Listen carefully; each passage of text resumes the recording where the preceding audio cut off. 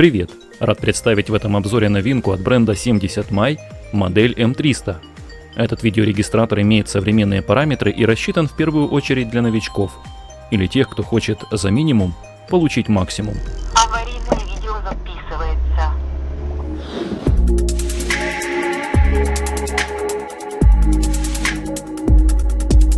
Не переживайте, никакой аварии не было, но я расскажу, что это за функция. Я получил полный комплект. Упаковку с видеорегистратором и специальный кабель для наблюдения в режиме парковки с инструкцией. На упаковке перечислены все преимущества данного видеорегистратора. Первое преимущество — это разрешение съемки видео 2304 на 1296, что на 1,5 раза больше стандартного разрешения на 1080. Видеорегистратор оснащен 3-мегапиксельным модулем с углом обзора 140 градусов, а значит больший охват происходящего впереди. Ну а специальный автоматический 3D-алгоритм снижения уровня шума и функция WDR помогает сбалансировать уровень экспозиции и создать четкие изображения при любом освещении, как днем, так и ночью. Второе преимущество — это круглосуточное наблюдение в режиме парковка. Точнее, то, что происходит перед видеорегистратором на стоянке. В этом помогает специальный кабель. Благодаря ему видеорегистратор продолжает работать во время парковки автомобиля, а встроенный J-сенсор позволяет обнаружить внезапные тряски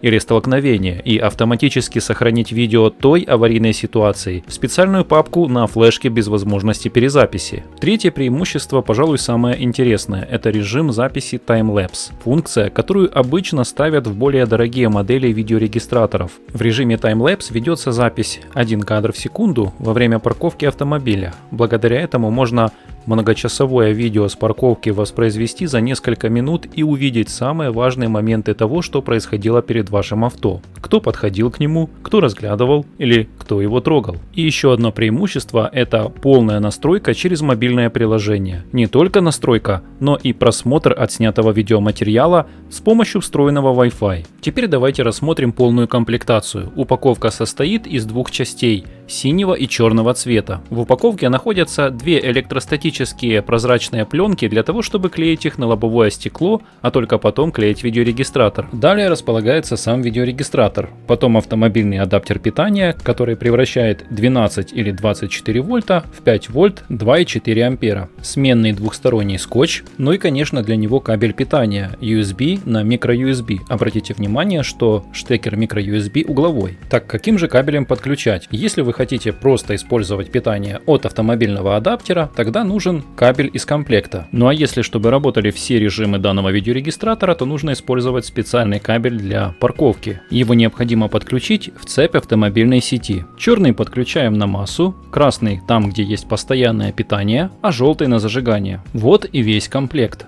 Давайте же узнаем, сколько он стоит. На момент обзора цена всего комплекта $51.82. В рублях это 3952. Модель доступна в 3 цветах: синий или военно-морской, розовое золото и черный. Форма видеорегистратора выполнена в виде цилиндра, как будто взяли кусок трубки и туда вставили всю электронику. Камера на 3 мегапикселя и используется матрица SC3335, которая обладает высокой светочувствительностью. Спереди располагается отверстие динамика, а также логотип 70My. Ну а сверху крепеж с двухсторонним крепким скотчем. Он не является быстросъемным, но он очень подвижный и можно зафиксировать специальным болтом. Снизу и сверху располагаются вентиляционные отверстия, так как видеорегистратор, конечно же, нагревается, ведь у него работает все по максимуму во время записи видео. Сбоку со стороны водителя располагается единственная кнопка на видеорегистраторе, вокруг которой располагается световой индикатор, а также отверстие микрофона. Ну а с другой стороны отверстие для сброса на заводские настройки, гнездо питания microUSB и разъем для карты памяти. Максимальный объем карты памяти 64 гигабайта и не меньше 10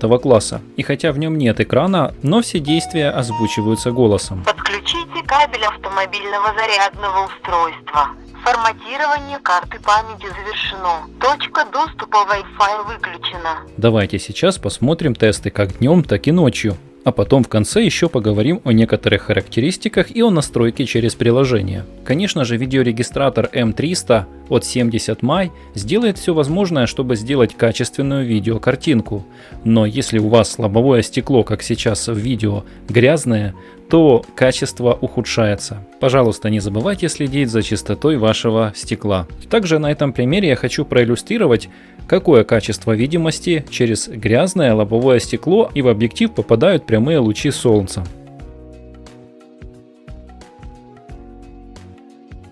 Но на этом примере очень хорошо видно, что по бездорожью очень большая тряска. По ровной дороге запись хорошего качества. А вот когда бездорожье, очень много ям на дороге, то появляется своего рода такое желе. На мой взгляд, здесь не совсем удачное расположение крепежа на видеорегистраторе. Оно смещено больше в бок, и поэтому большая часть видеорегистратора по сути подвешена в воздухе, из-за чего создается такая тряска. Теперь давайте остановим кадр и посмотрим номер приближающегося автомобиля.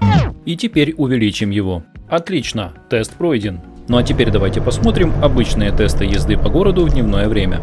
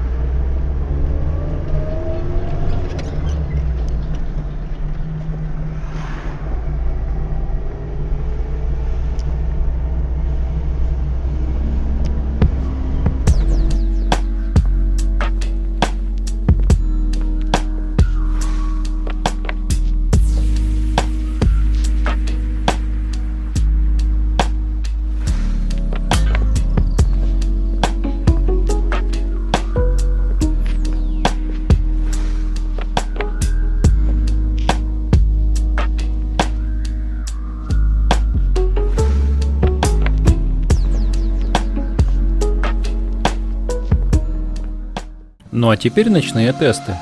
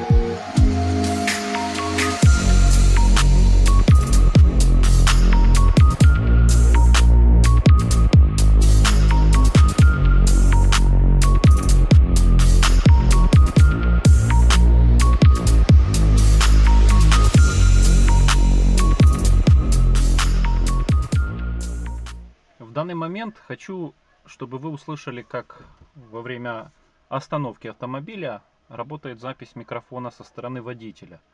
Вот обычный разговор, веду беседу, и вот такая вот чувствительность микрофона.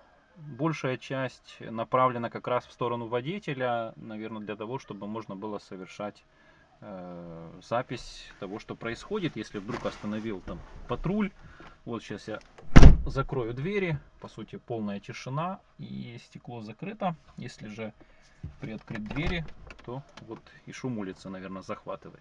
Теперь поговорим о мобильном приложении 70 май. Оно универсальное и подходит для всех видеорегистраторов этого бренда. Находим нашу модель и убеждаемся, что у нас включена точка доступа на видеорегистраторе. Переходим к следующему шагу, это ввод пароля, стандартный пароль 12345678. Подключаемся. Нас перебрасывает в раздел Wi-Fi, где мы можем выбрать точку доступа видеорегистратора и вводим наш пароль. После подключения возвращаемся на шаг назад и продолжаем настройки. Чтобы видеорегистратор разрешил нам к нему подключиться, нам нужно нажать на нем кнопку, когда это потребуется. Готово. Все это подключение заняло около минуты. После первого подключения мы можем выбрать нужный нам язык и пройти обучение, как пользоваться этим видеорегистратором регистратором, сколько раз нажимать на кнопку, а также что означает цвет индикатора. Теперь необходимо откалибровать и выставить так, как вы хотите, чтобы стоял ваш видеорегистратор и все захватывал. Далее мы попадаем в обычное меню программы, где есть кнопка «Сделать фотоснимок» и «Просмотреть отснятый материал». А перейдя в настройки, можно выставить все нужные нам функции: чувствительность столкновения, наблюдением за припаркованным авто, интервальная съемка, продолжительность записи от 1 до 3 минут, кодирование видео, разрешение видео, подавление мерцания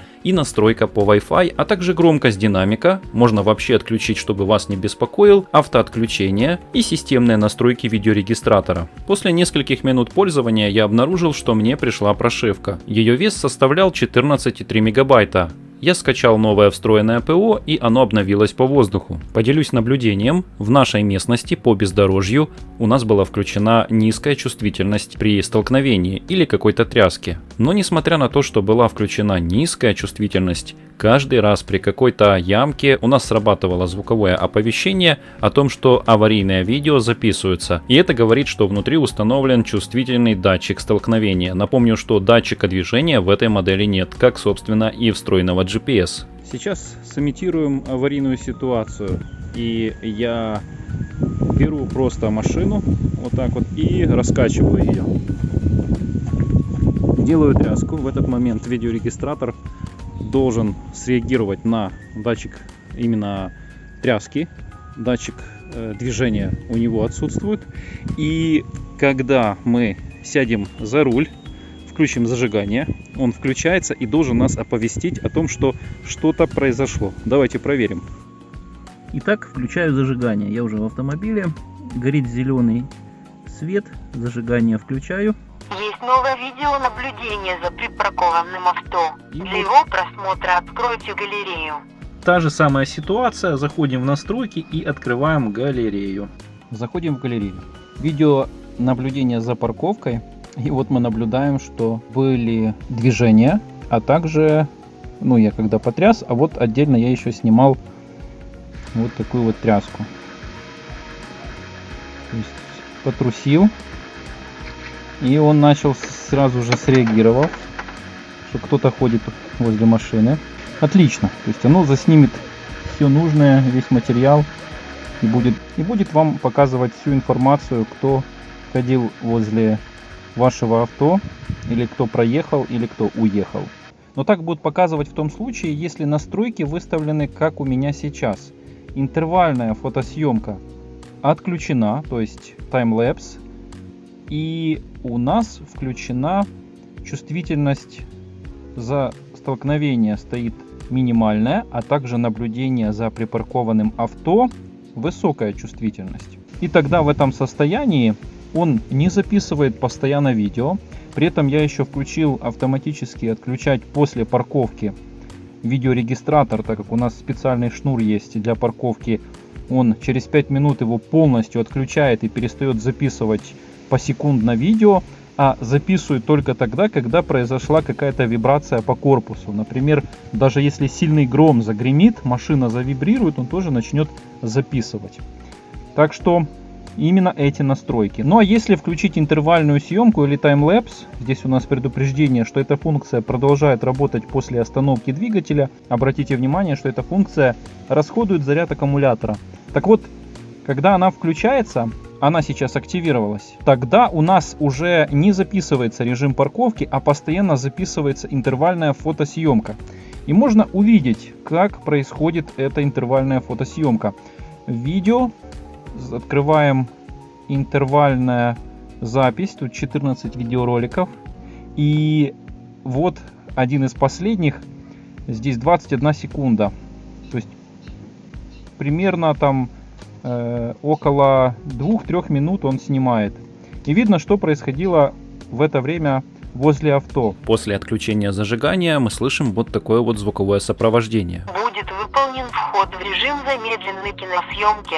Давайте теперь заглянем на флешку. Внутри мы видим эти же папки, только на английском языке. Зайдя в папку Normal, это обычная съемка, мы можем увидеть, что средняя емкость 3-минутного видео 286 мегабайт. Так можно рассчитать, сколько влезет на флешку. В папке Timelapse, а также парковки и фото, видео никогда не перезаписываются. Они перезаписываются только в папке Normal. У данного видеорегистратора также есть встроенный аккумулятор емкостью 240 мА. Его достаточно, чтобы он сохранял все настройки, а также в случае, если отключился кабель питания, произвести некоторую съемку. Ни для кого не секрет, что это обновленная модель предыдущей версии 1S. И на этой таблице сравнения очень хорошо видны преимущества модели M300. Спасибо всем за то, что досмотрели этот обзор до конца, надеюсь, он был для вас полезен. Ссылка для покупки есть в описании, а также здесь, в углу на экране. Ставьте лайк за труды, до встречи в новых видеопроектах.